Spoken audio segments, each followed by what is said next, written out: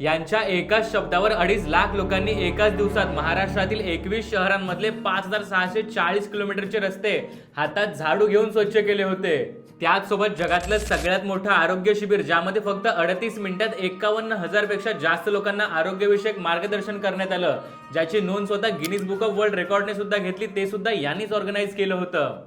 त्यांनीच सुरू केलेल्या स्वच्छता मोहिमेच्या अंडर शेकडो गावातल्या तलाव आणि विहिरी स्वच्छ करण्यात आल्या आणि त्यातही पनवेलच्या वडाळे तलावातून तर त्यांनी एकाच वेळेस 850 डंपर भरतील एवढा गाळ स्वच्छ केला होता. आतापर्यंत त्यांच्या श्री सदस्यांनी 1,60,000 टन इतका कचरा साफ केलाय. वृक्षारोपण मोहिमेत तर त्यांनी गावोगावी 30,60,000 पेक्षा जास्त झाडे लावली आहेत. त्यांच्या रक्तदान शिबिरांतून आतापर्यंत 56,100 पेक्षा जास्त ब्लड बॅग्स कलेक्ट करण्यात आल्यात.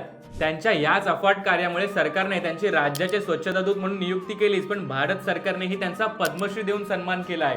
आता हे थोर व्यक्तिमत्व म्हणजे श्री आप्पासाहेब धर्माधिकारी. आता धर्माधिकारी प्रतिष्ठानच्या अंडर सुरू असलं हे समाजकार्य तर आपण पाहिलं, परंतु त्यांच्या श्री समर्थ बैठकांचं कार्य तर यापेक्षाही खूप मोठं आहे.